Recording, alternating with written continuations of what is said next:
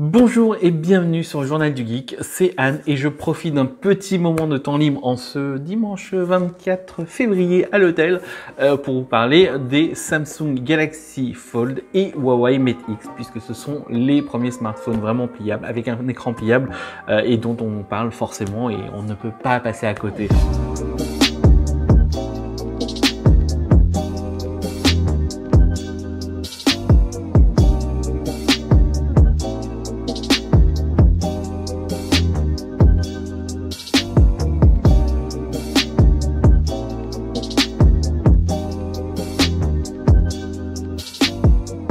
J'ai eu la chance d'avoir été à San Francisco pour le lancement du Samsung Galaxy S10 et donc pour l'annonce première du Galaxy Fold, tout comme j'ai eu la chance là donc d'être au MWC 2019 pour l'annonce du Huawei Mate X durant leur conférence plus accès PC d'ailleurs que smartphone.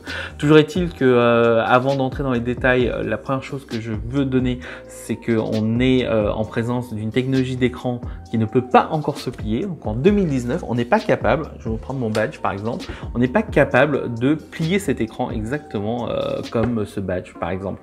Donc c'est un peu dommage quelque part, mais c'est la réalité. Ce qui fait que même quand on va essayer de, même si on va travailler sur l'écran pour qu'on puisse le plier au maximum, il restera une sorte de petite courbure, un petit espace justement qui fait que on ne peut pas aller plus loin. Donc c'est là où le choix est assez drôle, puisque du côté de chez Samsung, on a choisi de plier l'écran vers l'intérieur, alors que du côté de chez Huawei, on a décidé de laisser l'écran à l'extérieur. Technologiquement parlant et designement parlant, Huawei a un gros plus, tout simplement parce que Huawei a réussi, comme l'écran est à l'extérieur, ils n'ont pas ce problème de courbure, ils n'ont pas ce problème d'espace au niveau même de la charnière, alors que Samsung de l'autre côté, quand ils vont le replier, en fait il n'est pas totalement replié, il reste un tout petit espace qui peut justement gêner pour le design, et là c'est quelque chose que normalement les fans de design vont vraiment pas apprécier.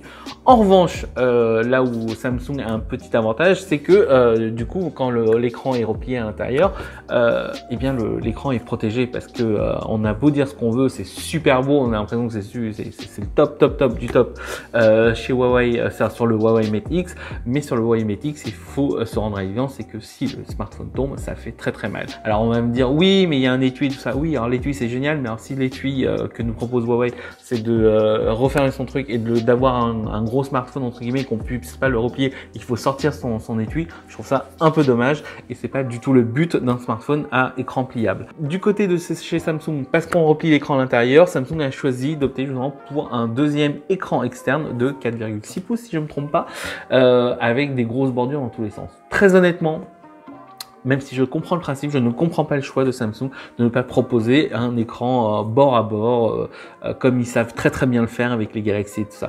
Donc c'est peut-être une question de coût, parce que il faut savoir que le Samsung est positionné en dessous des aux environs de 2000 € contre 2300 € pour le Huawei Mate X. Effectivement, quand on regarde pour la première fois, quand on découvre la première fois les deux smartphones, c'est là où on se dit en termes de design, en termes sur les photos, en termes de design, c'est vrai que le Huawei Mate X est plus sexy entre guillemets que le Galaxy Fold. Il faut aussi savoir que ce sont les premières générations de smartphones.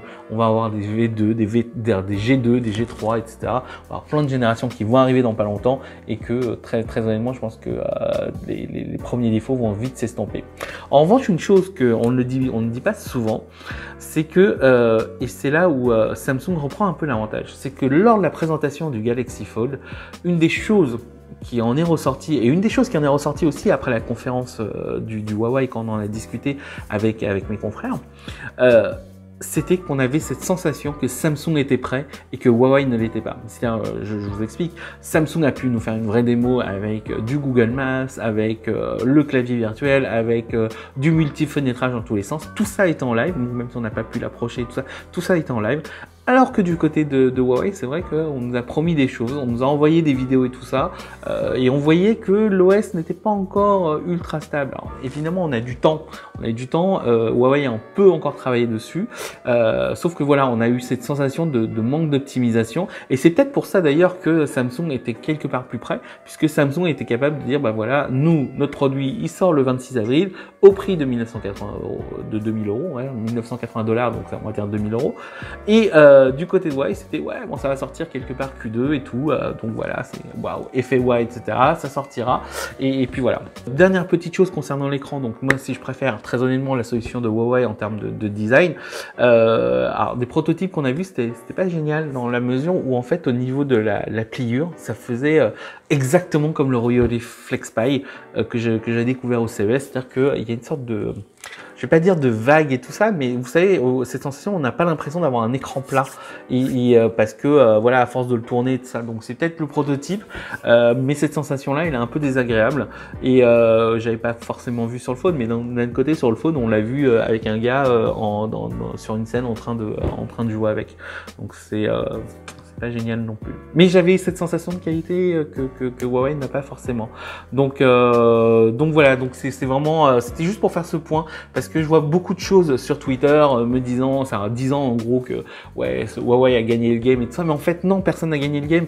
On est en génération 1, il va y avoir d'autres smartphones qui vont arriver. Samsung est prêt commercialement parlant, c'est ça la grosse différence. Huawei ne l'est pas. Moi, je vous dis que si vous voulez déjà avoir un smartphone, c'est vraiment un truc d'early adopter. 2000 balles pour une tablette carrée. Moi, je suis pas encore foufou là-dessus.